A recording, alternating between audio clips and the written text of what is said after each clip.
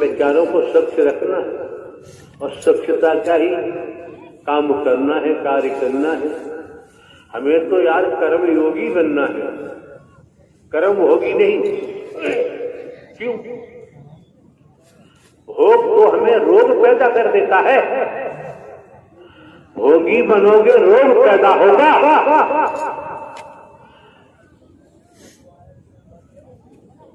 और बाबूजी ध्यान रखो, आत्मिक अनुराग पैदा होगा तो कर्म योग बनेगा।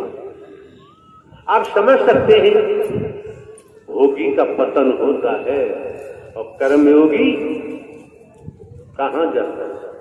क्योंकि आप शरीर तो है नहीं, आप हिंदू मुस्लिम सिख ईसाई भी नहीं है, आप ब्राह्मण क्षत्रिय पे शूद्र भी नहीं है, आप नर नारी भी नहीं है।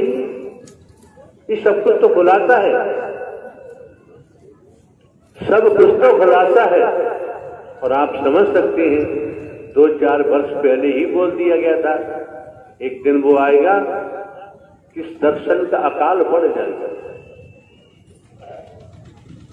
इन महापुरुषों ने, क्या बात है भाई, इधर लेके आओ।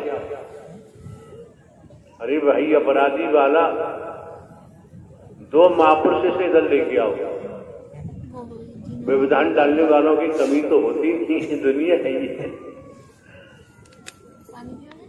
आप समझ सकते हैं, भोग से रोग पैदा होते हैं।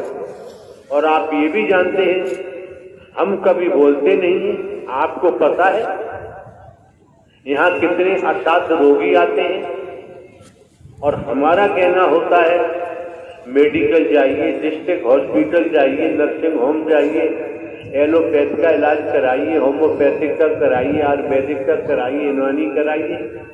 भाई दवा लो, तमाम डॉक्टर बैठे हैं।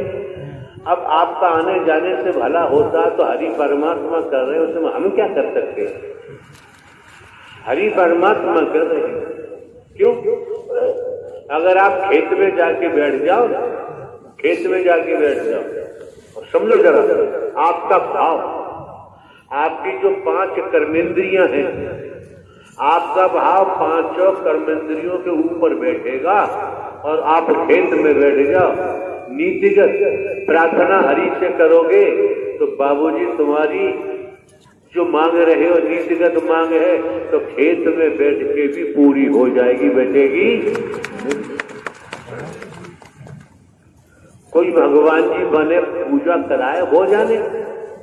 हम तो आज तक हरकारा चौकीदार बन के काम कर रहे हैं और किसी के रोब लाल से हमारा मतलब नहीं है। खेत में काम करते, लेकिन 5 कर्मेंद्रियों के ऊपर आपका भाव बैठेगा, सद्भाव बैठेगा तब। अब कर्मेंद्रियां आपकी भाग रही हैं, आंखें क्या देख रही है, कण क्या सुन रही है, नाक क्या क्या सुनना चाहती है, ये जीवा क्या, तमाम तो बात नहीं बनती है। इसको कहा जाता है एकाकार होना। जब एकाकार होते हैं, पूर्व में भी दर्शाया गया, कहां तक बताएंगे? रजतम सत, रजोगुण तमोगुण सतोगुण, ये पूरा ब्रह्मांड रजतम सत से लिपायमान है और रजोगुण तमोगुण से संसार में उठा लो वेद शास्त्र पुराण, कोई नहीं बचा सकता। हरि परमात्मा ही इससे आजाद कर सकते, दूसरे किसी के बस की बात। और हरि परमात्मा अजन्मा है, अविनाशी है, न जन्म लेते हैं न मरते, हमेशा कायम धाम रहते हैं, ब्रह्मांड कुल मालिक है। दुनिया में देख रहे हो वैज्ञानिक 10 करोड़ कोठियां एक नमूने की बना देंगे, कोई अंतर नहीं होगा। लेकिन रचनाहार हरि परमात्मा ने जो रचना की है, एक पत्ते से दूसरे पत्ते का मेल नहीं होता। चेहरे देखो, इतनी रचना है पूरे ब्रह्मांड में, जगत में, कोई किसी से मिलता नहीं। तो आप निर्माण करता तो है, लेकिन रचनाहार नहीं हो सकते। ये भूल मत कर बैठना। क्यों? बेटा कभी बाप हो ही नहीं सकता। कोई माने न माने, इससे फर्क नहीं पड़ता। इतना तो समझ में आता है ब्रह्मांड की रचना करने वाला, संचालन करने वाला और संहार करने वाला कोई तो पावर है, कोई तो शक्ति है जिसने सूरज चांद सितारे जीव वायु आकाश, सूरज चांद सितारे जीव वायु आकाश वसुंधरा की रचना की है। एक बूंद से, माँ के पेट में एक बूंद गया गर्भाशय में, तुम्हारी रचना हो। एक बात और समझो, बड़ा मजे की है। आज आपके जैसे महापुरुष हैं, स्वच्छता की तरफ ज्यादा और होना भी चाहिए। ये जो जगह जगह डेंगू की बीमारी फैली हुई है, और एक और आया है, हमने तो न्यूज में देखा था, जीका वायरस, तो ये फैली हुई है। तो भाई स्वच्छता में तो रहना चाहिए। मच्छर आप जानते हर जगह नीम मिल जाता है। शाम को नीम का धुआं करें, गांव के कमरों में, घरों में जहां भी रहते हैं, तो नीम के धुआं से ही निजात मिल जाती है। पानी वगैरह न भरा हो तो आज जीका वायरस तमाम डेंगू के बीमार पड़े हुए, ये मच्छरों से बताते होता है। लेकिन हमें अहम घमंड में नहीं डूबना चाहिए। अगर हमने वास्तव में सत्य प्रभु परमात्मा हरि की शरण ली है तो वहां से हमें ऊर्जा मिलती है। ऊर्जा मिलने के कारण कोई विषैला जंतु काट भी देता है तो उसका असर हम पर नहीं होता। ये वजह, इसलिए हमने सुना है, हम झुंझुनू शहर में थे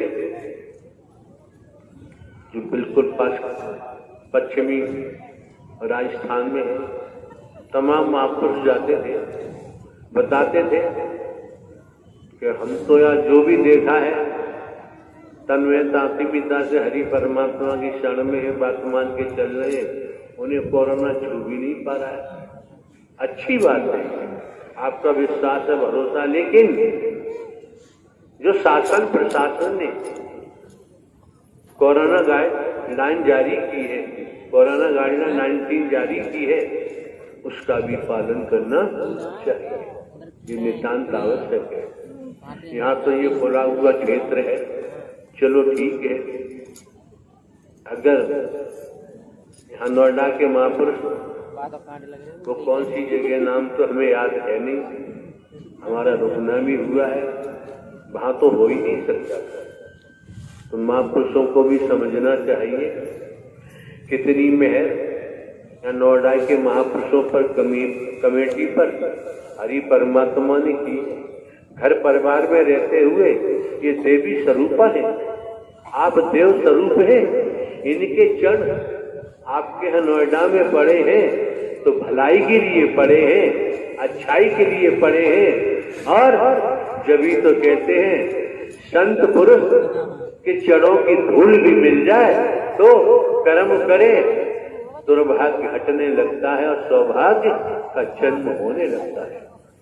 ये समझना चाहिए और समझना भी जरूरी है।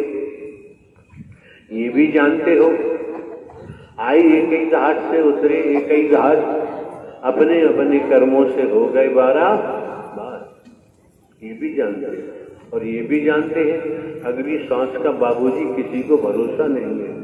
खूब कहते हैं, आत्मा का जिक्र करते हैं, नूर कहते हैं, सोल कहते हैं, रूह कहते हैं, हम भी कहते हैं कभी। लेकिन हम पूरा बल प्राणवायु पर देते हैं। जब तक प्राणवायु शरीर में है तब तक तो शरीर चल रहा है, और प्राणवायु किस समय टूट जाए तार, फिर ये चलने वाला नहीं। और श्रीमान जी मौके बार बार मिलते नहीं है, समय बार बार प्राप्त होता नहीं है। एक बात और दिमाग में रखो, ये वसुंधरा जिस पर बैठे धरती मां, देखो कुर्सी के बगैर चैन नहीं, और कुर्सी की लंबी उम्र नहीं होती है। और उसी में हम क्या क्या पाप कर जाते हैं, क्या क्या अपराध कर जाते हैं। तो कहा है वेद में कि तपेश्वरी सो राजेश्वरी, राजेश्वरी सो नरकेश्वरी। ये वेद कहता, शास्त्र कहता, हम नहीं बोलते, लिखा हुआ है। तो दुनियावी कैलेंडर के मुताबिक 1 वर्ष 11 माह के बाद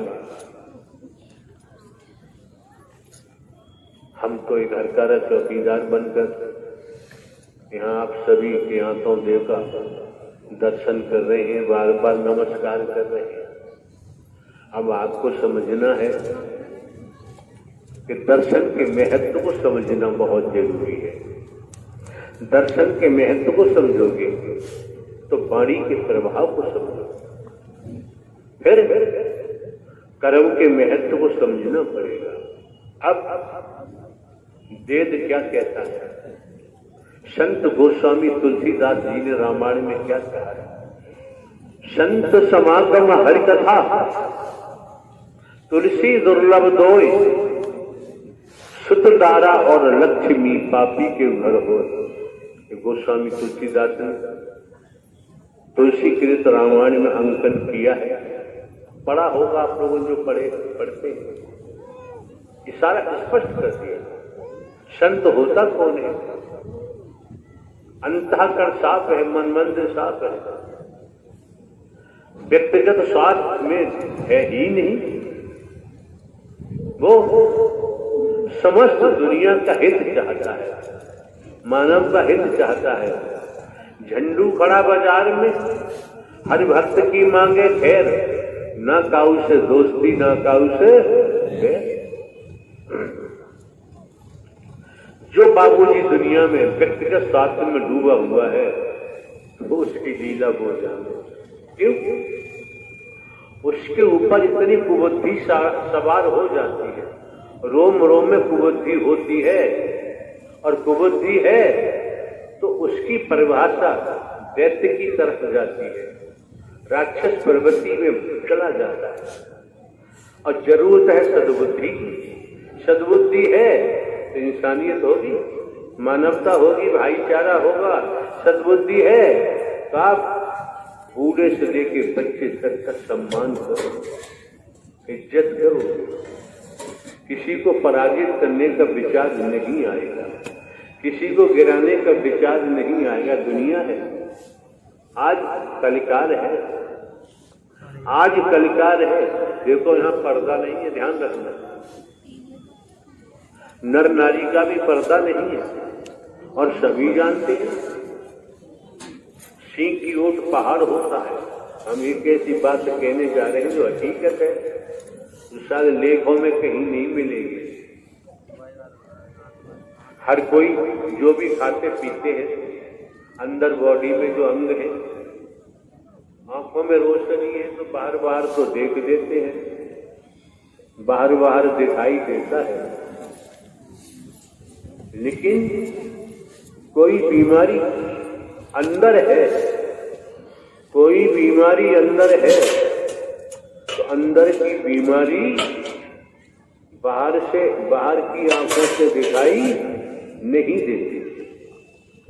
उसके लिए मेडिकल साइंस बताती है, मेडिकल साइंस के द्वारा एक्सरे कराते हैं। जब जानकार है एक्सरे करते हैं तो अंदर की बीमारी उस प्लेट में आ जाती है। जो विशेषज्ञ है उस प्लेट को देख के समझ लेते हैं कि अंदर ये बीमारी है, तो ऊपर से दिखाई देता है। जो जानकार है वो अंदर की बीमारी को ऊपर से भी देख देता है, ऊपर से भी समझ में आ जाता है। बाकी के लिए हमें क्या कहना है?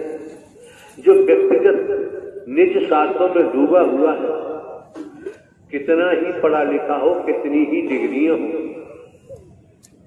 कितनी ही डिग्रियां हो, धनवान हो, पदवान हो, तो आप समझ सकते हैं।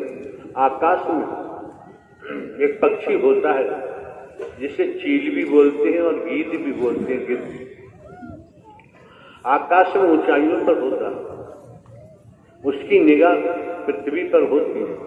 अगर उसे मरा हुआ मांस का टुकड़ा दिखाई दिया तो ऊंचाइयों से उतरकर नीचे आता है, मांस के टुकड़े के लिए, और मांस का टुकड़ा खाने के बाद फिर ऊंचाइयों तक पहुंचना संभव नहीं हो पाता।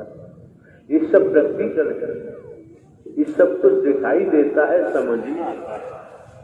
हम आपको अंधकार में ले जाना नहीं चाहते हैं। क्यों? हमने अनगिनत बार कहा है, हम भले ही हरकारा चौकीदार हैं, हमने बचपन से खेती में काम किया है, भाग दौड़ के पढ़ाई लिखाई की, नौकरी मिली, नौकरी में पढ़ाई लिखाई की, तमाम कई जगह रहे। 15-16 साल बाकी थे नौकरी के, कौन ले आया खींच के। दुनियावी तौर पे दो प्रमोशन भी होते।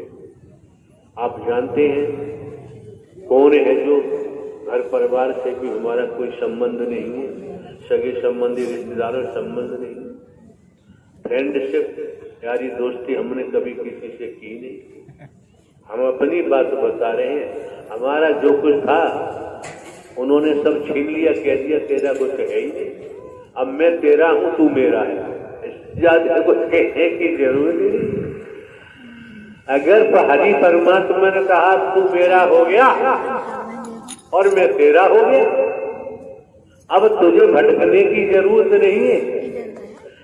अब हरि परमात्मा ने कहा निमित्त मात्र बना के मेरी सत्य की दुकान है, मैं तुझे उस पर बैठा ला हूं, और शरीर तेरे शरीर से वो मेरा शरीर हो गया, अब तेरे शरीर से ही तो करूंगा।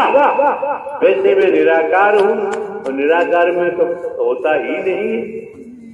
समझ अपनी अपनी है, लेकिन बाबूजी ध्यान रखें, संग का रंग बड़ा खतरनाक होता है, बहुत खतरनाक होता है। जैसे संग में रहोगे तो बाबूजी अगर कुबुद्धि वालों में गए तो कुबुद्धि सवार हो जाएगी, जीवन बर्बाद हो जाएगा, परलोक भी बर्बाद हो जाएगा। जहां मिले सद्बुद्धि मिले, किसी मिशन में जाओ, संघ में जाओ, संस्थान में जाओ, मंदिर मस्जिद गुरुद्वारे कहीं जाओ, आपकी मर्जी है। गुरु बनाओ, सदगुरु बनाओ, कुछ भी करो, ये आपकी मर्जी है। लेकिन हमने तो आपको हरकारा चौकीदार बन के खुलासा किया है। ब्रह्मांड के रचयिता, संचालन करता, संहार करता हरि परमात्मा ही परम सदगुरु बनकर आपका मार्गदर्शन कर रहे हैं, और फिर भी आंखें न खोली तो भैया देखो, यहाँ दोबारा कभी आने की कोशिश मत करना, कभी भी। क्यों? हमें तुम्हारी चमड़ी दमड़ी से कोई लेना देना नहीं है, हमें आपकी चमड़ी दमड़ी से कोई सरोकार नहीं है, हमें आपकी धन दौलत से कोई मतलब नहीं। आए हो तो देखो भाई, सीधी सी बात है, यहाँ तो सत्य की भट्टी पे है, चढ़ोगे तो उबार आए, नहीं चढ़ोगे तो आप समझ सकते हैं, अगर दूध को गर्म न किया जाए तो फट जाता है। कीड़े तो पहले भी होते हैं, फटने पे तो बेकार हो जाता है, न छाछ बनता है, न मक्खन बनता है, न घी बन पाता है। इसी तरह से लोग अपने जीवन को फाड़ रहे हैं, और यहाँ आए हो, यहाँ तो कोशिश की जा रही है आपको बचाने की। बचना चाहोगे तो श्रीमान जी जरूर बचोगे, और नहीं बचना चाहोगे तो आपकी मर्जी। और ये भी जानते हो कि अगली सांस का जगत में किसी को भरोसा नहीं है। साधु संत महात्मा हो, गुरु सदगुरु हो, कोई भी हो, ज्ञानी ध्यानी हो, संतरी हो, मंत्री हो, कोई नहीं जानता अगली सांस आएगी ना आएगी। अगर जानता होता तो दुनिया की संपत्ति हड़प लेता अकेला, किसी का अधिकार नहीं छोड़ता, और वैसे भी अधिकार नहीं। आपको पता होगा राजतंत्र जैज एलआर एक्ट ये निकल गए, अब आगे क्या होगा बात की बात। तो कुल मिलाकर आप कहें, मैं कहूँ ये जमीन मेरी है, ये जमीन सरकार की है, ये कोठी महल बने घड़े सबका 90 साल का पट्टा होता है, और सरकार जब चाहे जब ले सकती है, कोई नहीं रोक सकता।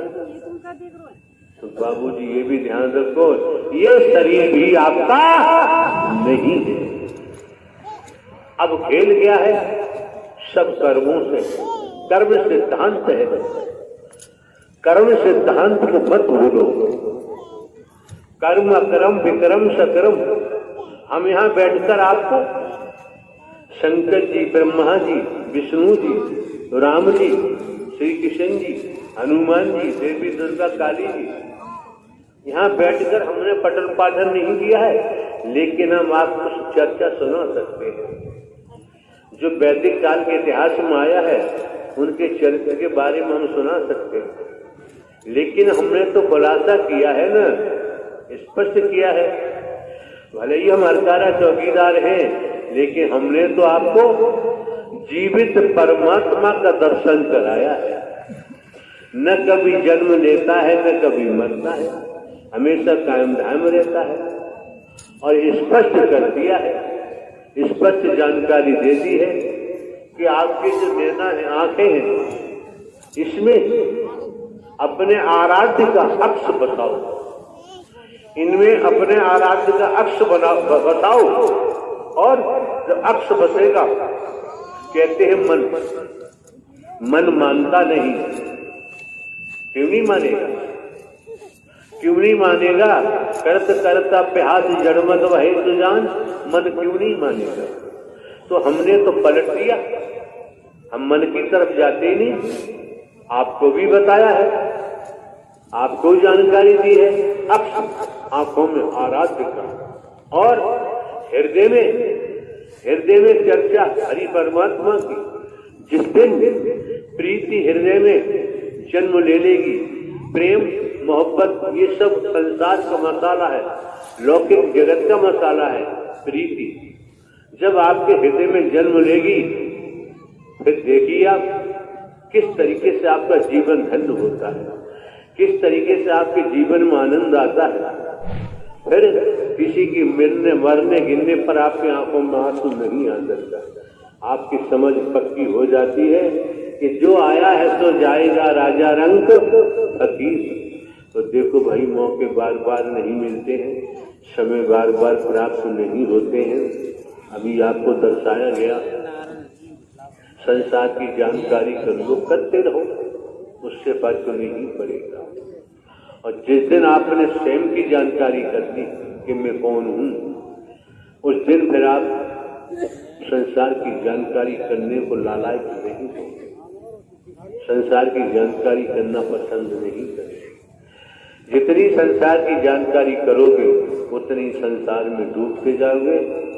एक मिस्टर राजकुमार त्रिवेदी एडवोकेट हैं, लगभग उनकी दुनियावी कैलेंडर के मुताबिक 85 साल की आयु होगी। लखीमपुर खीरी की